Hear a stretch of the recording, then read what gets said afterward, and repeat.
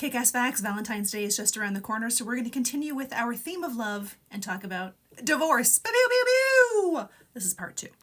Let's talk about some generational differences when it comes to divorce. We'll begin with the GI generation, also called the Greatest Generation. These people were born between 1901 and 1926. They experienced some shit. They saw 2 world wars firsthand and the Great Depression. They take the till death do us part pretty seriously. Things like divorce or having children out of wedlock? No. Divorce carries a stain and a stigma. Because of these dominant cultural and societal attitudes, few people of this age group get divorced. Born between 1927 and 1945, this generation known as the Mature Silence or the Silent Generation, they saw the Korean and Vietnam Wars. Though there were the first rumblings of the civil rights movements and feminism, it was generally a time of pretty great conformity.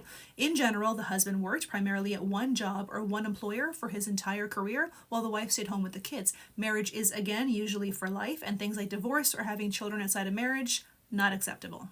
Next time OK Boomer tickles your tongue, remember this shit. Born just after World War II in the years 1946 to 1965, the baby boomers are the generation that embraced rock and roll, social change, credit cards, oh, boo on that one, and television. With 77 million people, it's also one of the largest single generations in history. Widely regarded as self-centered, this age group, also nicknamed the Me generation, pushed against traditional social constructs and boundaries. Women of this generation entered the workplace in previously unheard of numbers. This created more dual-income households. Because of an increased emphasis on individuality, divorce was viewed as an acceptable way to deal with an unhappy marriage. This era also began the era of no-fault divorce, where you can end a marriage simply because you want to without providing cause. Even as the baby boomers continue to age, they divorce more than any other age group. Between 1990 and 2012, the divorce rate for 55 to 64-year-olds more than doubled. For the 65 and older crowd, that number more than tripled. Generation X, born between 1965 and 1980, are more cynical about society and authority. They have an eye on individuality and are likely to change careers multiple times over their lives. Gen X was the first generation ever where having divorced parents was normal. It wasn't strange or bad, it was just a common fact of life. For the most part, Gen X responded to this by staying married. More people also put off marrying or decide not to marry at all. Gen Xers remain married at higher rates than preceding generation. Roughly 70% of marriages that took place in 1990s made it to their 15th anniversary. This is up 65% from those in the 70s and 80s, and that number continues to increase. The divorce rate for couples married in the 2000s is even lower.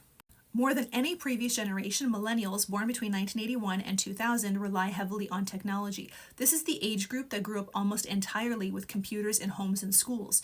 Generally raised by involved parents, they have a reputation for being overindulged and entitled. As far as marriage and divorce, compared to other generations, millennials continue some of Gen X's trends. Their marriage rate is the lowest in years at 26%, compared to 36% of Gen X and 48% for boomers and 65% for Mature Silence. Millennials put marriage off or avoid it altogether at higher rates than ever. Many attribute this to changing gender roles, increased focus on education, and financial concerns. It's more common than ever for a couple to live together and even have children and start families without marrying. Also, if we go back to part 1, if you live together before you get married, you're more likely to get divorced. Sorry.